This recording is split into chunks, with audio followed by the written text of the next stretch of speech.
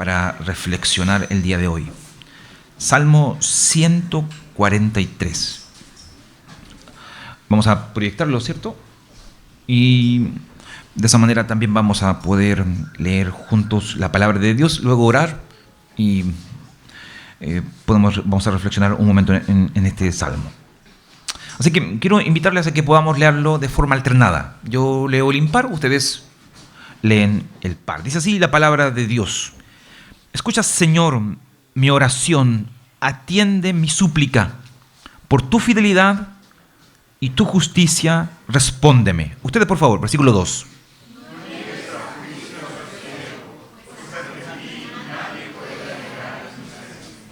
Versículo 3. El enemigo atenta contra mi vida. Me aplasta contra el suelo. Me obliga a vivir en las tinieblas, como los que murieron hace tiempo.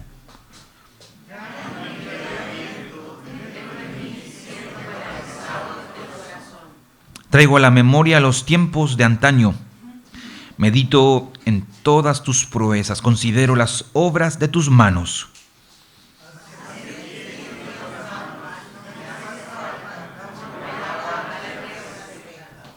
Respóndeme pronto, Señor, que el aliento se me escapa. No escondas de mí tu rostro, o seré como los que bajan a la fosa.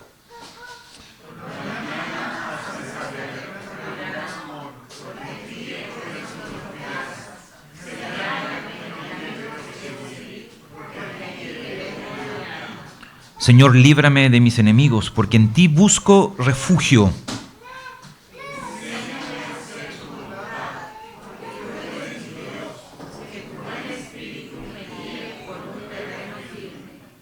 Por tu nombre, Señor, dame vida. Por tu justicia, sácame de este aprieto. Gran amor, destruye mis enemigos, acaba con todos mis adversarios. Yo soy tu siervo. Amén. Vamos a orar, ¿ya? Padre, gracias te damos en esta hora, porque tenemos la oportunidad para leer un momento tu palabra y también reflexionar en ella. Yo te pido que en esta hora puedas tú ayudarnos. Permite que podamos centrarnos en tu palabra y reflexionar un momento, alimentarnos, y que este tiempo en el que vamos a considerarla pueda no solamente ser un pasaje que leemos, sino algo que pueda ayudarnos en la vida, que pueda permitirnos reflexionar durante la semana, que nos otorgue el alimento que necesitamos. Tú sabes, en la condición en la que hoy venimos a ti, somos como una tierra seca, Señor, que necesita de ti, de tu gracia. Renueva tú nuestras fuerzas a través de tu palabra y la meditación de ella. No permitas que seamos indiferentes a lo que acabamos de leer. Y otórganos, Señor, la oportunidad de escuchar tu voz. Si hay en nosotros dificultades, pecado, ablanda nuestro corazón. Si nuestros oídos están tapados a tu evangelio, ábrelos para que podamos escucharte, Señor. Habla a nuestro corazón, Señor, te lo pedimos. Te lo suplicamos en el nombre de Jesús. Amén. Amén. Bien, hermanos, este es nuestro último sermón que vamos a tener en el libro de los Salmos por esta oportunidad. Nosotros hemos iniciado ya hace varias semanas una serie basado en los salmos de contrición y le hemos llamado el llanto del alma.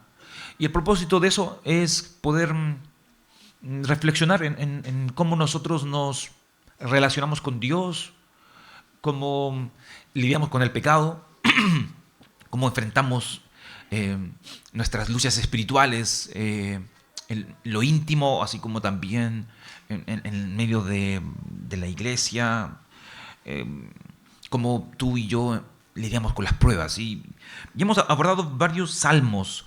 Hemos abordado el Salmo 6, el Salmo 32, el Salmo 38, el Salmo 51, que son salmos enfocados en la experiencia de David con respecto al perdón. Esos salmos nos hablan un poquito acerca de cómo David enfrentó este drama de haber pecado siendo un hombre importante, un líder, y luego haber sentido culpa durante mucho tiempo, muchos periodos. Y los versículos, los salmos, perdón, Salmos 6, 32, 38, 51, nos hablan un poquito acerca de ese peregrinaje. Cuando las personas no saben qué hacer con lo que pasa dentro. Porque eso no se apaga con el agua, no se olvida viendo una película, o tampoco es capaz de poder sacarlo de la mente cuando tú dices, ok, voy a ir a dormir una siesta, a ver si después de levantarme las cosas cambiaron. No, las cosas permanecen, y en ocasiones la culpa, el dolor, el remordimiento nos hace incluso sentirnos aún peor. Los Salmos 6, 32, 38, 51 nos hablaron mucho acerca de eso. Si tú estás lidiando con la culpa, quizás puede ser muy interesante que tú examines estos salmos, porque puede ayudarte a encontrar lo que una píldora tal vez no está ayudándote en este momento. Puede ayudarte a encontrar esa paz que tal vez estás intentando encontrarla en tus distracciones y que hasta ahora al parecer no ha funcionado. Estos salmos pueden ayudarnos a poder encontrar el perdón cuando nuestro corazón está marcado por sentimientos de dolor y de culpa. Pero también nosotros abordamos Salmos 102, Salmos 130, que son salmos preciosos que nos hablan de esperanza, que nos hablan de cómo aún en medio de el dolor y el pecado, Dios tiene misericordia de nosotros. Y hoy día queremos cerrar con el Salmo 143. Yo les había comentado de que estos salmos antiguamente son una colección de salmos que siempre se han denominado como salmos de contrición, salmos de arrepentimiento. De alguna manera el pueblo de Israel miraba el arrepentimiento como una forma de sanar interiormente. Y yo creo que muchos de nosotros hoy día también necesitamos aprender a sanar, a lidiar, reitero, con la culpa, con el miedo, con el dolor. Y la clave es una palabra que hoy día no es muy popular, pero según la Biblia es nuestro remedio, aprender a arrepentirnos de aquellas cosas que hemos hecho mal. Algunos lo ignoran, algunos dicen, no, esas cosas no sirven, al contrario, llenan más de dolor el corazón. Otros consideran de que arrepentirse es una actitud pesimista, vivir amargado, no va conmigo. Pero según la Biblia, arrepentirte de lo que has hecho mal, pedir perdón, es el camino para la sanidad. Si tú vives ignorando que tienes un problema, ese problema se va a quedar ahí y va a ser imposible sacarlo a menos que entiendas que, según el remedio de Dios, nosotros tenemos que enfrentarlo. Tenemos que observar el problema que nosotros hemos causado y buscar en este sentido a Dios primeramente, porque todo pecado, decía la Escritura, toda falta en primer lugar es en contra de Dios. Y obviamente que si tú tienes o has generado un daño colateral y has hecho sufrir a otra persona, obviamente tú tienes que acercarte a Él, arrepentirte y buscar de esa manera al Señor. Pero arrepentimiento es la clave. Ahora, no solamente nosotros hemos hablado de arrepentimiento porque queremos ver cómo solucionamos nuestros problemas interpersonales. La Biblia también nos dice a nosotros de que el arrepentimiento es una característica de una relación mucho más profunda con Dios. Es decir, nosotros hemos hablado de arrepentimiento porque queremos ser avivados por Dios. Queremos renovar nuestra espiritualidad. Porque a veces, como dice este mismo salmo, nos sentimos como una tierra seca. Una tierra que no tiene vida, que necesita agua para poder hidratarse, para poder nuevamente dar frutos. Y la clave, reitero, no son más estrategias, no son más libros, no son más técnicas. Según la Biblia, tú y yo necesitamos tener un encuentro con Dios. Si tú crees que algo te falta en la vida, y que las cosas no están teniendo sentido, según la Escritura, posiblemente tu problema es con Dios. No te has encontrado con Él. No has tenido un encuentro real. Tal vez sí de forma religiosa, lo cual es muy común. De forma religiosa es muy fácil relacionarse con Dios. Es como, para los que le gustan manejar, es simplemente pasar cambios. 1, 2, 3, 4, retrocedemos, adelantamos y ya está. Los pasos marcados, pareciera que la pauta es clara, obedece esto, desobedece esto otro, retrocede, camina. Pero la verdad es que relacionarse con Dios no es tan así. Porque Dios no es una máquina, no es un vehículo. Dios es una persona. Y en ocasiones relacionarse con Él involucra tener que enfrentar circunstancias que tú no esperas. Situaciones a las cuales tú caminas y que Dios te permite que llegues a esas situaciones. Un problema con familia, problemas matrimoniales, hijos, trabajo, etc. Con el fin de que puedas tú entender de que si hay una relación importante a la cual tú debes invertir tiempo, es a Él.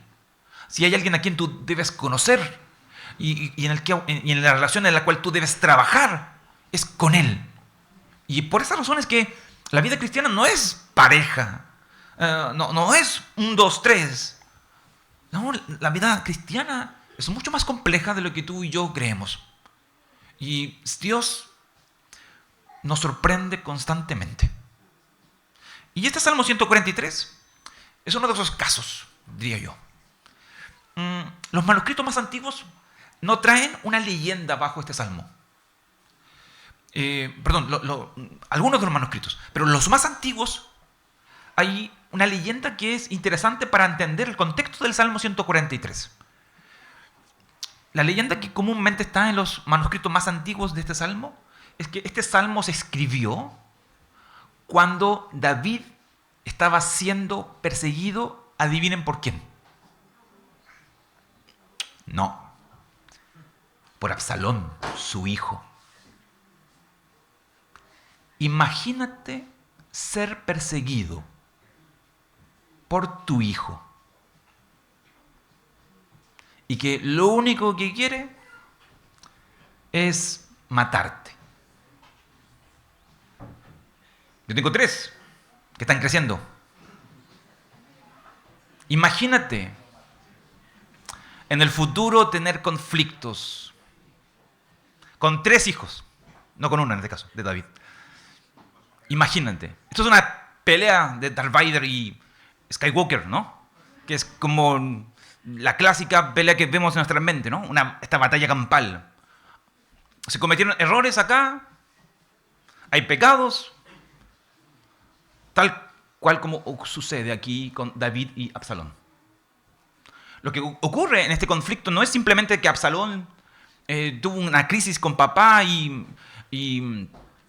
decidió quitarle el reino, quitarle sus esposas, quitarle la vida. No, aquí hay consecuencias. David ha pecado y debido a su pecado él ha comenzado a sufrir consecuencias. Él se siente perseguido. Si tú miras el Salmo 143, los versículos 3, 9 y 12 hablan de eso, de cómo él se siente perseguido y él ruega a Dios, suplica a Dios de que lo libere, que Dios sea su refugio. Incluso él suplica destrucción contra sus enemigos. No sé si él se está refiriendo aquí a su hijo o no, pero me imagino que Absalón no está trabajando solo acá.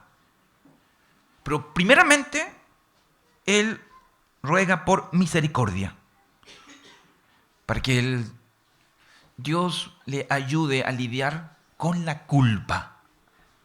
Todo lo que está sucediendo con David y Betsabé no solamente afectó la muerte de un hijo, no solamente produjo que él tuviera que perder su reino, sino que trajo problemas familiares. Observa lo doloroso, lo problemático que es el pecado, aquello que hoy día la gente dice, no, eso es mito, no, es una cuestión religiosa nomás. Según la Biblia, no, el pecado puede destruir tu matrimonio, puede destruir tu familia, puede destruir tu vida. Y por esa razón es que la Biblia habla tanto de eso. Porque el pecado es una cosa seria. Y el Salmo 143 nos dice eso. El pecado puede traer problemas a tu hogar. Y no existen herramientas psicológicas. Y no estoy diciendo con esto de que no sea útil la psicología. Pero estoy diciendo que no existen herramientas humanas con las que tú puedas enfrentar algo que es espiritual. El pecado, que es algo que no puedes necesariamente a veces ver o palpar, sino que es algo que te afecta a ti, a tu familia, a los que más amas. Y que frente a una situación así, lo único que puedes hacer, a la luz de lo que el salmista dice, es suplicar misericordia. Ahora, este salmo tiene una estructura bien extraña y yo quisiera mostrárselas un poquito así, muy breve. Tiene como una clase de quiasmo, ¿ya? En la antigüedad, los hebreos hacían una estructura donde las historias se terminaban no en el último pasaje o las últimas líneas de una historia, sino que comúnmente el quiasmo, que es esta figura hebrea con la cual ellos estructuraban de manera bella los salmos, el centro de todo, el clímax de todo, está en el medio, donde todo se enfoca a esa necesidad. Y este salmo pareciera que tuviera una relación similar a lo que les estoy comentando. Si ustedes tienen ahí su Biblia, obviamente que así van a poder verlo, si no, no lo van a poder observar. Si tienen su Biblia o tienen ahí su dispositivo prendido, ustedes se van a dar cuenta de que los versículos 1 al 2, el salmista está buscando relacionarse con Dios. Él confía en los atributos de Dios y le pide al Señor ayuda a la luz de eso.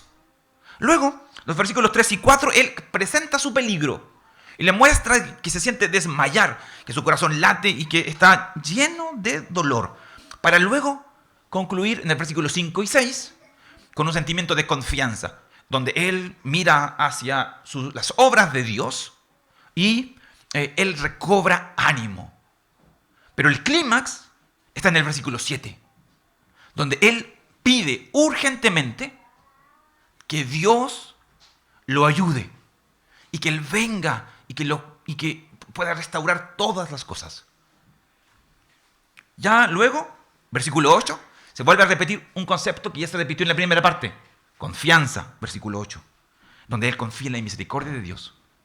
Luego, versículos 9 y 10, nuevamente él habla del peligro y ruega que el Espíritu Santo lo guíe para poder encontrar el camino. Y termina el texto de versículos 11 y 12, tal cual como inició, buscando relacionarse con Dios y sus atributos. Entonces, noten, esta es la estructura de este salmo. Relación, peligro, confianza. Un tono de urgencia. Y luego vuelve con los mismos conceptos, pero al revés. Ahora es confianza, peligro, relación. Y eso hace de que el salmo se pueda entender de una manera hermosa y puedas tú observar cuáles son los conceptos claves de este salmo. Ahora, yo solamente voy a destacar dos ideas para que ustedes y yo podamos trabajarlos. La primera de ellas es que vamos a mirar los versículos 1 al 6 y vamos a darnos cuenta de que el salmista de alguna manera está diciéndonos que cuando no tenemos nosotros fuerzas para poder obrar, tú y yo podemos confiar en la obra de Dios. Y esa va a ser como la idea del versículo 1 al 6. Y luego en el versículo 7 al 12, tú te vas a dar cuenta de que no solamente Él no tiene fuerzas para obrar, sino que cuando nosotros no sabemos qué hacer, ustedes y yo podemos confiar en que su misericordia nos guía. Así que, por favor, abre tu Biblia, mira versículos 1 al 6 y acompáñame para que puedas ir observando algunas ideas. Nota tú, nuevamente voy a leer versículos 1 al 6 para renovar nuestra comprensión del texto. Escucha, Señor, mi oración, atiende a mi súplica. Por tu fidelidad y tu justicia, respóndeme. No lleves a juicio a tu siervo, pues ante ti nadie puede alegar inocencia. El enemigo atenta contra mi vida, me aplasta contra el suelo. Me obliga a vivir en las tinieblas como los que murieron hace tiempo. Ya no me queda aliento. Dentro de mí siento paralizado el corazón.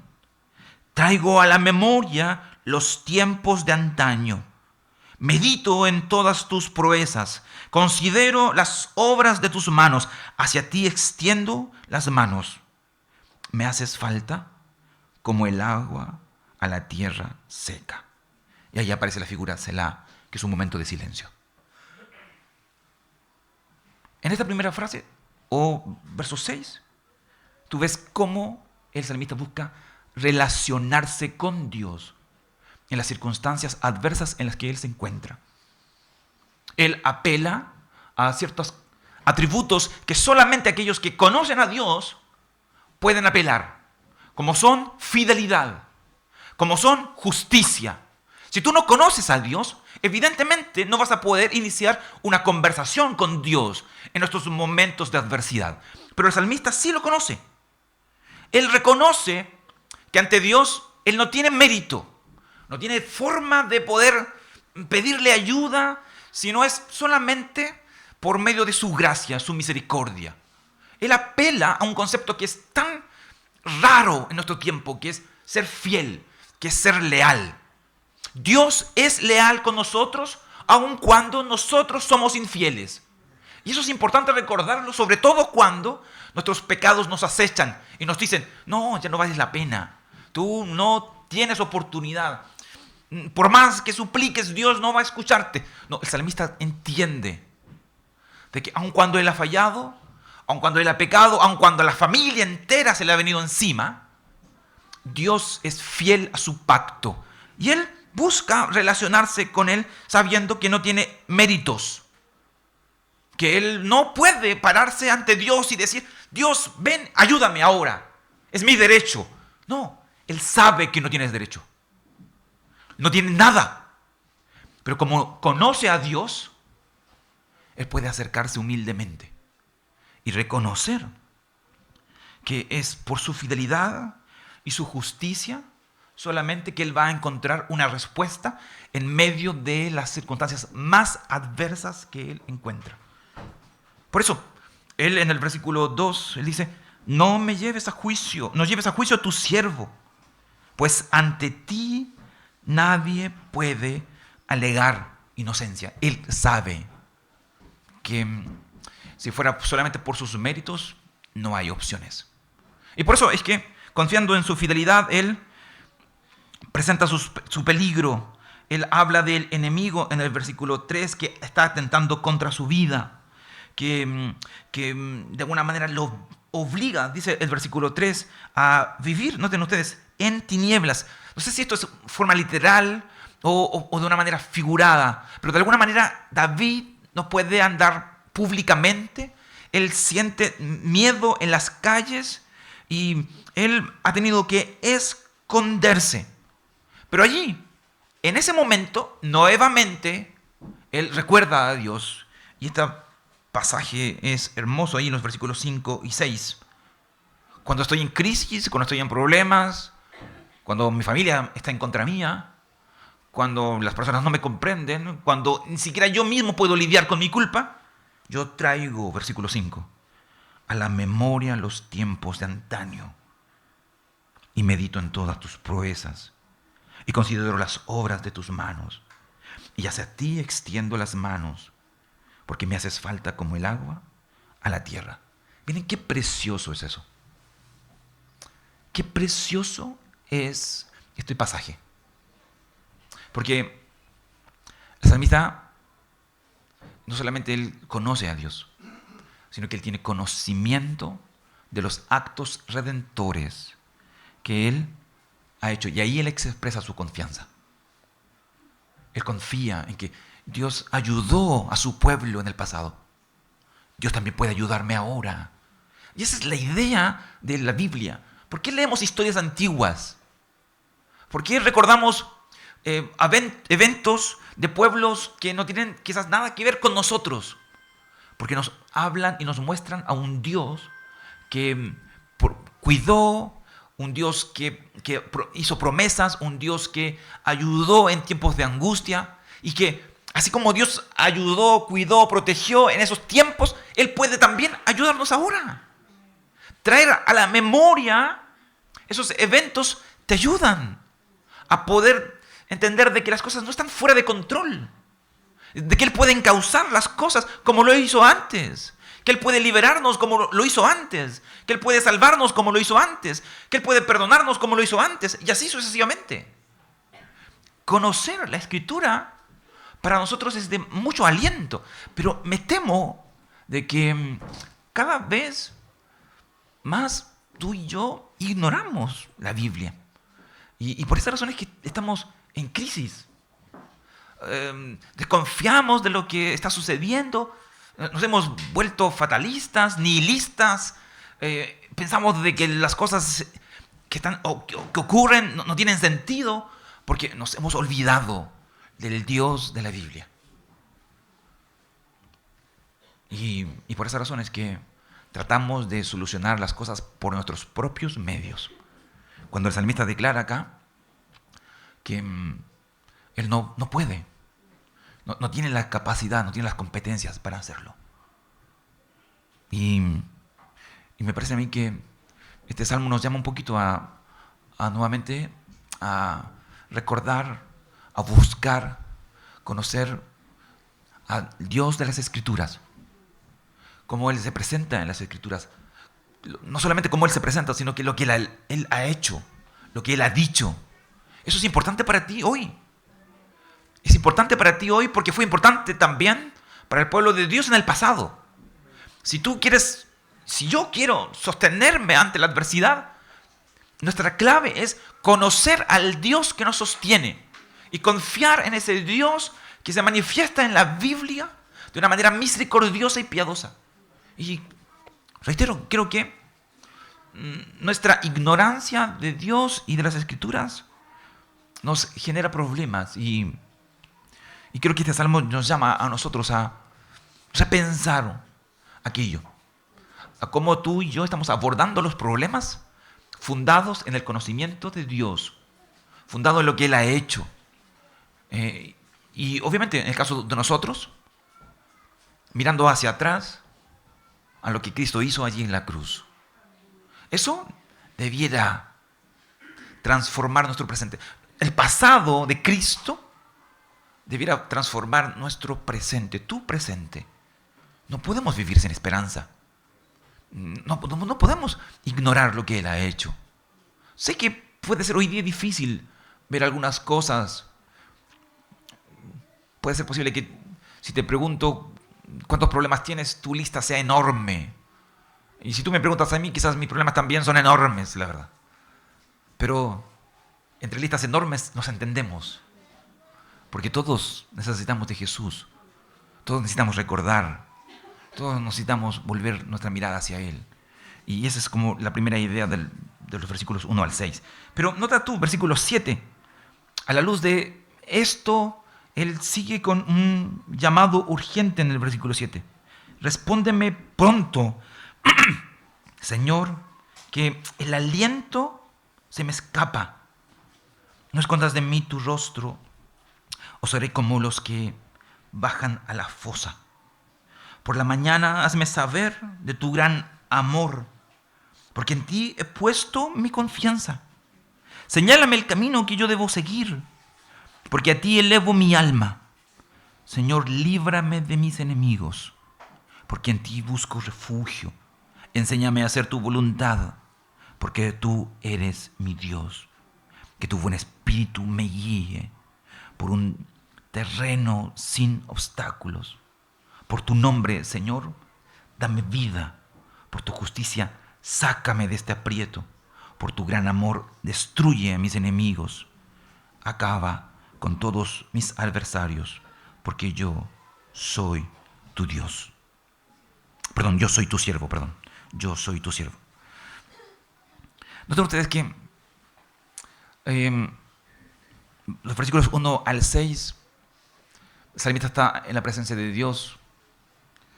Él se siente ahogado, dice el versículo 7. Él requiere que Dios urgentemente pueda dar una respuesta. Es interesante algunas figuras aquí, como versículo 8, por la mañana, Señor, hazme saber tu gran amor, porque yo en ti he puesto mi confianza. Es como un vigilante. Tiene un problema ahí en la agenda que no sabe cómo resolver.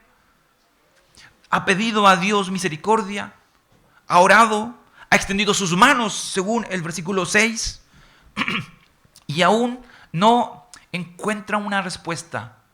Pero él no desiste. Él, al contrario, vigila. Porque entiende de que él no solamente requiere de que Dios obre a su favor, sino que él también necesita de que él le enseñe cosas. Que él obre en su vida y le permita poder observar su gran e inmenso amor. El texto de los versículos 7 hasta el final, utilizando nuevamente esta misma idea de confianza, de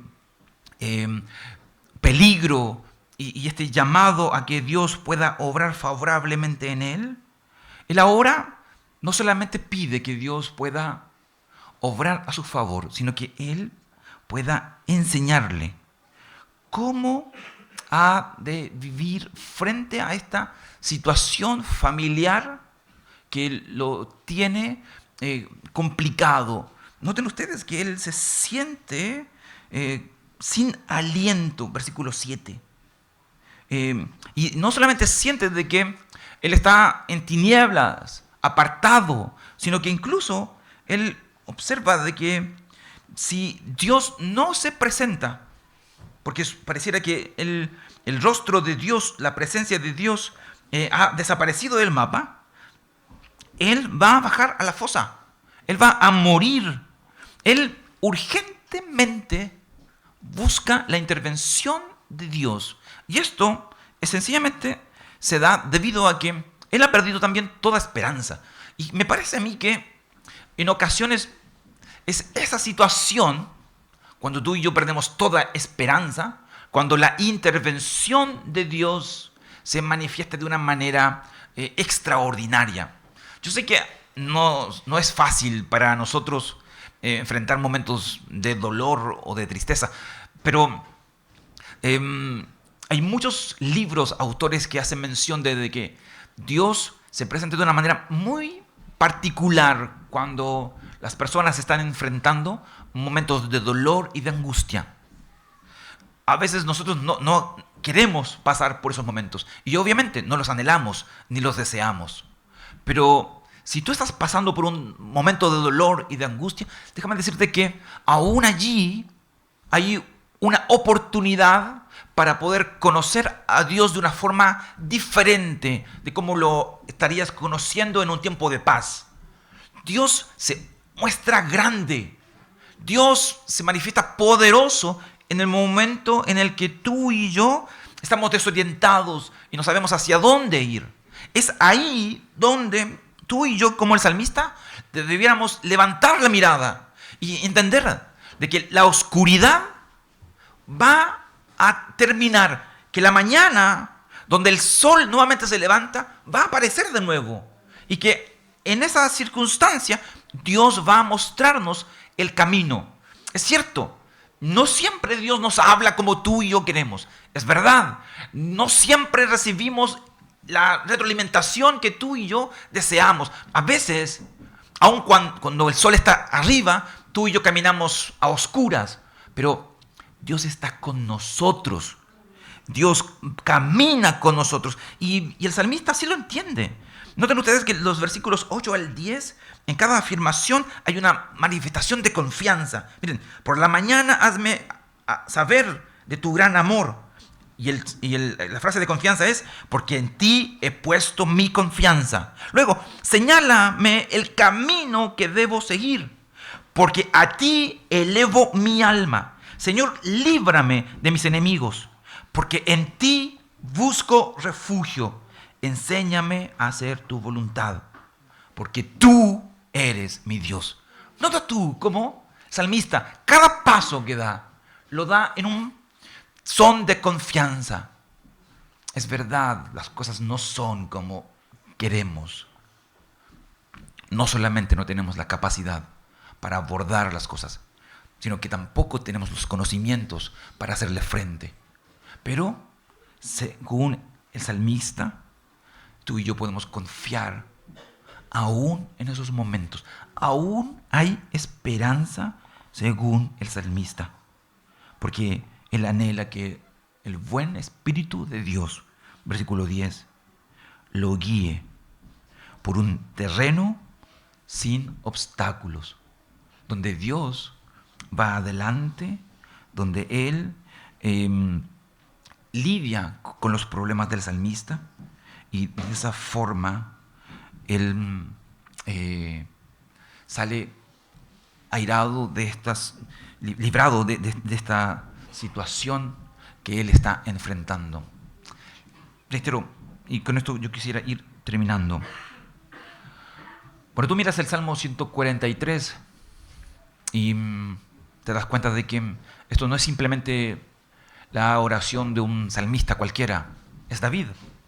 David, que tenía una relación con Dios muy potente, pero que en este caso, él estaba sufriendo las consecuencias de sus errores y sus pecados. A causa de sus pecados, su familia estaba sufriendo. A causa de sus pecados, él también estaba sufriendo. A causa de sus pecados, tenía a su hijo en contra. La familia estaba destruida. Sin embargo, él, en una situación que quizás en otros casos uno daría por perdido, el salmista puede depositar su fe en Dios. Él puede depositar su fe en este Dios de misericordia. El versículo 1 termina prácticamente igual que el versículo 2, confiando en el carácter de Dios, en la fidelidad, en el amor, en que Dios enfrentará a sus enemigos. Por tu nombre, versículo 11, el Señor le dará vida. Por tu justicia, el Señor sacará al salmista del aprieto. La clave para enfrentar nuestros problemas es esta: Dios. Esa es la clave.